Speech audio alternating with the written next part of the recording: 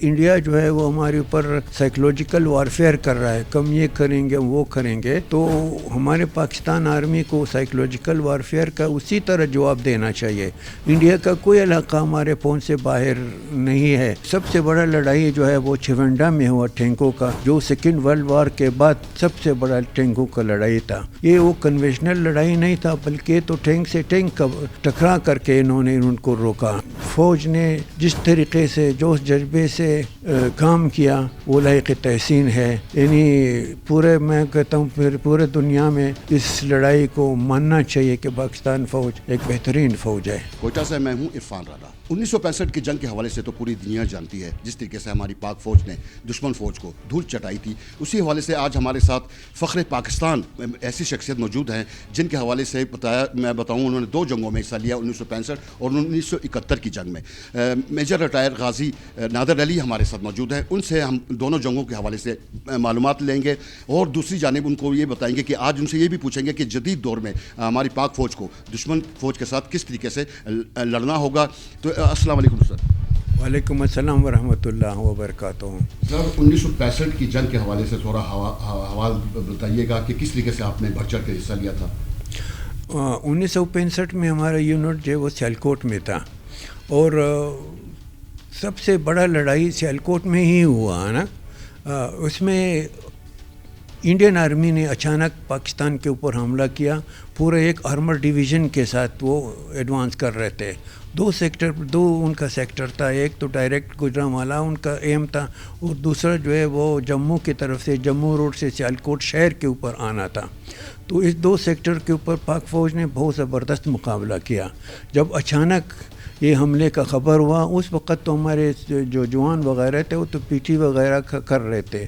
جب معلوم ہوا کہ یہ لڑائی شروع ہو گیا، انڈیا نے ایڈوانس کر دیا ہے، تو ہمارے جوان جو پی ٹی وغیرہ کر رہے تھے، اس جوش جذبے نے وردی کے بغیر یہ لوگ بارڈروں کی طرف موو کر کے اپنے اپنے علاقوں میں پہنچ گئے۔ اور سب سے بڑا لڑائی جو ہے وہ چونڈا میں ہوا ٹینکوں کا، جو سیکنڈ ورلڈ وار کے بعد سب سے بڑا ٹینکوں کا لڑائی تھا۔ اس میں جو آرمر ڈویژن ایڈوانس کر رہا تھا، اب اتنے بڑے ڈویژن کو، آرمر ڈویژن کو روکنے کے لیے ہمارے پاس اس وقت موجود صرف ایک یونٹ تھا، آرمر یونٹ تھا۔ تو ان کے سیوں نے بڑا کمال کی لڑائی کر دیا، جو ایک اسپیشل وارفیئر، جو کہ ایک کنونشنل وار کی طرح لڑائی ہے، یہ وہ کنونشنل لڑائی نہیں تھا، بلکہ تو ٹینک سے ٹینک کا ٹکرا کر کے انہوں نے ان کو روکا ہے نا۔ اب وہ جو گولہ باری تھا، فلان تھا، وہ چیزوں سے آگے نکل گئے تھے، اتنا جوش تھا کہ ان کے ٹینکوں کا، ہمارے ٹینکوں نے مار کے ان کو اسٹاپ کر دیا۔ اور جب یہ ایڈوانس کر رہے تھے، اس وقت ہمارا آرٹلری نے بہت زبردست کام کیا۔ آرٹلری نے اس کے ایڈوانس کو کافی روکا، کافی تتر بتر کر دیا، اور اس طرح جو ہے اللہ کی مدد سے یہ ان کا جو پروگرام تھا وہ ادھر ہی وہاں پر رہ گیا، اور وہ جو ان کا ایم تھا کہ ہم گجرانوالہ پہنچیں گے، پاکستان کو 2 ٹکڑے کریں گے، وہ اس میں وہ لوگ ناکام ہو گئے۔ اور جو جموں کی طرف سے سیالکوٹ پر آ رہے تھے وہ بھی اس میں رک گئے، وہ بھی ایک قدم آگے نہیں بڑھ سکے۔ تو جو فوج نے جس طریقے سے جوش جذبے سے کام کیا وہ لائق تحسین ہے۔ یعنی میں کہتا ہوں پورے دنیا میں اس لڑائی کو ماننا چاہیے کہ پاکستان فوج ایک بہترین فوج ہے۔ سر 1971 میں بھی آپ نے جنگ لڑی، اس حوالے سے کیا تجربہ رہا، اور اس وقت آپ کی پوزیشن کہاں تھی اور کس جگہ پر آپ تعینات تھے؟ 1971 کا جو لڑائی تھا وہ ایک علیحدہ ایکسپیرینس تھا۔ اس ایکسپیرینس میں مصیبت تو یہ بھی تھا کہ وہاں کے جو عوام تھے وہ بھی فوج کے خلاف تھے نا، لیکن جس طرح فوج نے مقابلہ کیا، ایک کہتے ہیں کہ فوج نے وہ کیا سرنڈر کیا، لیکن میں اب کو یقین سے کہہ سکتا ہوں کہ اس طرح لڑائی جو پاکستان آرمی نے کیا زبردست کیا، کیونکہ ہم یہاں سے گئے تھے، ویسٹ پاکستان سے ادھر گئے تھے، وہ تھا کہ ان ایڈ آف سول پاور ہم گئے ہوئے تھے، یہ نہیں تھا کہ ہم لڑائی کے لیے جا رہے انڈیا کے ساتھ جا رہے۔ اب سول پاور میں ہمارے پاس نہ جہاز تھا، نہ ہمارے پاس ٹینک تھا، نہ توپ خانہ وغیرہ تھا، یہ تو صرف رائفلوں کے ساتھ لڑ رہے تھے۔ اب صرف رائفلوں کے ساتھ ایک آرمی کو لڑنا جو ہے وہ تو civil power in aid of civil power والا تو نہیں تھا، لڑائی تھا، لیکن اس کے باوجود ہم نے بہت زبردست مقابلہ کیا ان کے ساتھ. خاص طور پر ہلی کے مقام پر جب انہوں نے حملہ کیا اس وقت فور بلوچ تھا, انہوں نے اتنا زبردست ان کو پسپا کیا کہ وہ آگے بڑھ نہیں سکے.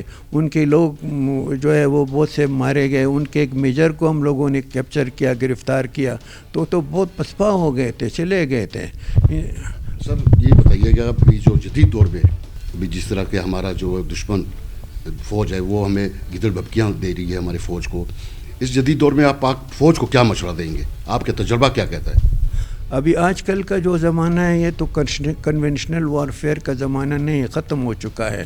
اب اس وقت انڈیا جو ہے وہ ہمارے اوپر سائیکلوجیکل وارفیئر کر رہا ہے, کم یہ کریں گے وہ کریں گے. تو ہمارے پاکستان آرمی کو سائیکلوجیکل وارفیئر کا اسی طرح جواب دینا چاہیے. انڈیا کا کوئی علاقہ ہمارے فون سے باہر نہیں ہے. ابھی تو میزائل کا زمانہ ہے, کلکتہ سے لے کر آگرہ تک اور بمبئی تک سب ہمارے ٹارگٹ میں ہے. انڈیا کو بہت نقصان ہوگا. انڈیا کو خواہ اس پنگا نہیں لینا چاہیے. میں بہت وقصوخ سے کہتا ہوں کہ انڈیا کو بڑا نقصان ہوگا. ان کو یہ پچھتاوا ہوگا کہ انہوں نے پاکستان کے ساتھ چھیڑخانی کیا ہے. سر یہ جو میڈل لگے ہوئے ہیں اس میڈل کے حوالے سے تھوڑا بتائیے کہ کس قسم کے میڈل ہیں آپ کے پاس؟ یہ جو میڈل آپ دیکھ رہے ہیں, یہ پہلا جو ہے یہ 1965 کی لڑائی کا میڈل ہے. اس کے بعد یہ دو جو ہے یہ 1971 کی لڑائی کا ہے. اور میں کہتا ہوں کہ اس وقت شاید پاکستان آرمی کے پاس کسی کا یہ 1965 والا میڈل کسی کے پاس بھی نہیں ہے. تو میں فخر سے کہتا ہوں کہ ماشاءاللہ میرے پاس وہ میڈل ہے جو اب فوج کے پاس نہیں ہے. جی ہاں بالکل. دیکھیں جیسے آپ نے غازی میجر ریٹائرڈ نادر علی کی بات چیت سنی اور انہوں نے جو پاکستان کے فوج کے حوصلے بڑھائے اور انہوں نے 1965 کی اپنی داستان بتائی اور ان کو پسپا کیا تھا ان کے حملوں کو سیالکوٹ سیکٹر پر. اور اس کے علاوہ انہوں نے 1971 کی بھی داستان سنائی کہ کس طریقے سے دشمن فوج کے ساتھ انہوں نے مقابلہ کیا تھا اور ان کو جو پسپا کیا تھا. اس حوالے سے بھی ہمارے ان جنگوں کے دوران سینکڑوں ہمارے شہدا ہیں شہید ہوئے اور ان کو جو ہے سرخ سلام بھی ہم پیش کرتے ہیں.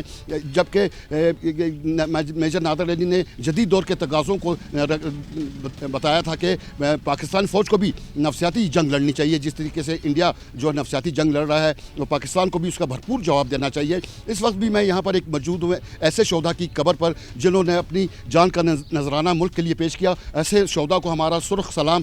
اور بلوچستان کے عوام بھی پاک فوج کے شانہ بشانہ کھڑے ہیں. بھارت کی کسی بھی جارحیت کا منہ توڑ جواب دینے کے لیے تیار ہے. شکریہ.